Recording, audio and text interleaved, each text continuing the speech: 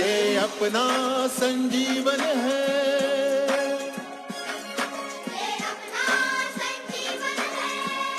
आज हम कक्षा 5वीं का व्याकरण भाग पढ़ने जा रहे हैं, जो है संज्ञा और उसके भेद।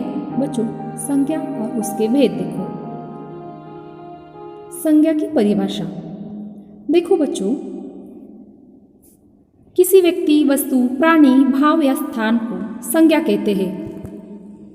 तो बच्चों, व्यक्ति देखो, राजू, मीरा, गीता, अशोक, राहुल, हरि, ये व्यक्तियों के नाम हैं। अकबर, एंथनी, रीटा, लता, आशा, नजमा, ये है व्यक्तियों के नाम। वस्तुओं के नाम देखो, गेंद, फल, साइकिल, बोतल, पेंसिल, कागज। देखो बच्चों, वस्तुओं के नाम, पुस्तक, पेड़, पत्ता, फूल, कुर्सी, ये है वस्तुओं के नाम। प्राणियों के नाम देखो, मनुष्य, पशु, पक्षी, गाय, घोड़ा, बंदर, रीछ, हाथी, बकरी, ये है प्राणियों के नाम। भावों के नाम देखो, जो हमारे अंदर होते हैं, शरीर के अंदर, क्रोध, खुशी, प्रेम, ईर्ष्या, दुख, भूख, प्यास।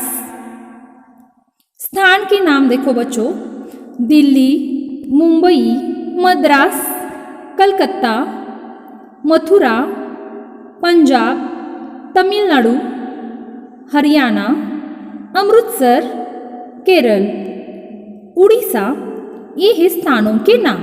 तो बच्चों, संज्ञा की परिभाषा ही है कि किसी वस्तु, व्यक्ति, स्थान या जाति या भाव का नाम यानी संज्ञा। संज्ञा के भेद देखो, संज्ञा के कुल 5 भेद होते हैं।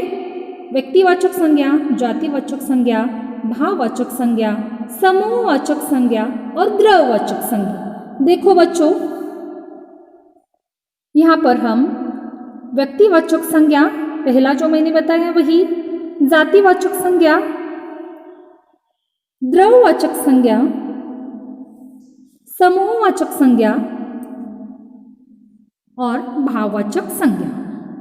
देखो बच्चों, हम पहला भाग देखने जा रहे हैं, व्यक्तिवाचक संज्ञा। उसकी परिभाषा देखो, जो शब्द किसी विशेष एवं निश्चित व्यक्ति, वस्तु व स्थान की जानकारी देता है, उसे व्यक्तिवाचक संज्ञा कहते हैं। जैसे कि डॉक्टर भीमराव अंबेडकर ने भारत के संविधान की रचना की थी।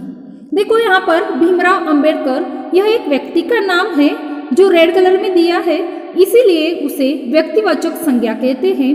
भीमराव अंबेडकर एक विशेष व्यक्ति है, इसीलिए यहाँ पर व्यक्तिवाचक संज्ञा कहा है। दूसरा उदाहरण देखो, भारत का सबसे पहला वेद ऋग्वेद है। विशेष वस्तु देखो, यहाँ पर ऋग्वेद यानी उस वेद का नाम दिया है यहाँ पर, इसीलिए वो व्यक्तिवाचक संज्ञा है। तीसरा उदाहरण, जामा मस्जिद दिल्ली में स्थित है। निश्चित स्थान दिया है यहाँ पर।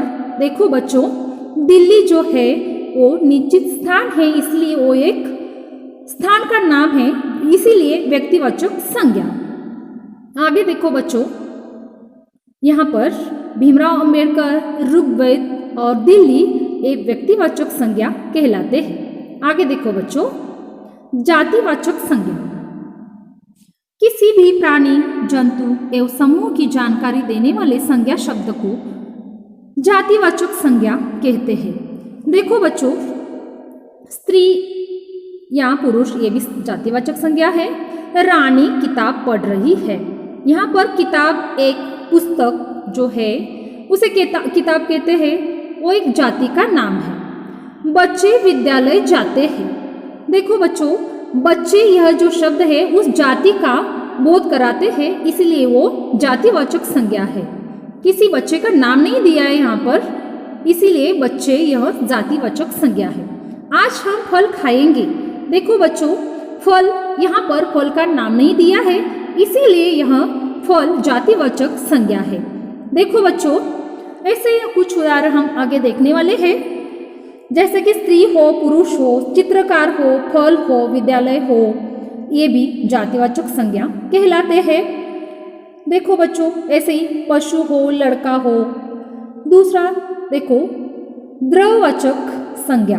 तीसरा जो भेद है द्रववाचक संज्ञा, वे संज्ञा शब्द जो ऐसे पदार्थों तथा द्रवों का बोध कराते हैं जिनसे नई वस्तुएं बनती हैं एवं उनका माप तोल किया जा सकता है। देखो जैसे कि सोना, चांदी, मिट्टी, लोहा, तांबा, लकड़ी, दूध, पीतल, ऐसे वस्तु द्रववाचक संज्ञा कहलाते हैं। समूहवाचक संज्ञा देखो, ऐसे शब्द जो किसी समूह या समुदाय का बोध कराते हैं उसे समुदायवाचक संज्ञा कहते हैं। इसके कुछ उदाहरण जैसे कि कक्षा हो, परिवार हो, सेना, जनता, अस्पताल, मंदिर, यही समुदायवाचक संज्ञा के कुछ उदाहरण। जहाँ पर बहुत सारे लोग होते हैं, बहुत सारी जनता होती है, परिवार में सारे लोग होते हैं वैसे। और कुछ उदाहरण देखो, पर्वतों की श्रृंखला, नक्षत्रों का मंडल, तारों का पुंज, कागज का दस्ता, सैनिकों का जत्था, चोरों का गिरोह, गायकों की मंडली, कर्मचारियों या मजदूरों का संघ, भेड़ों का झुंड।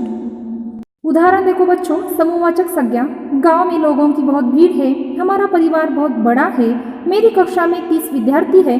यहाँ पर पहले उदाहरण में भीड़, दूसरे उदाहरण में परिवार, तीसरे उदाहरण में कक्षा, यह समूहवाचक संज्ञा कहलाते हैं।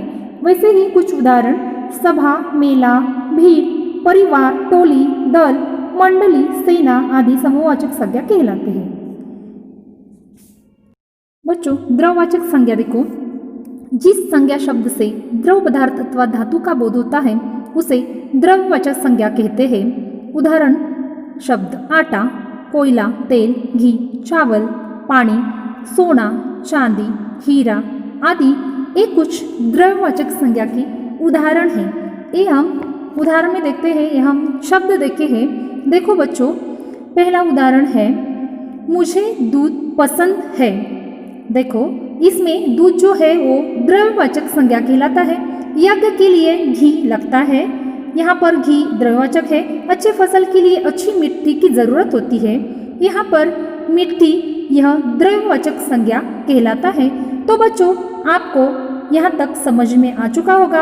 अब हम भाववाचक संज्ञा पढ़ने जा रहे हैं।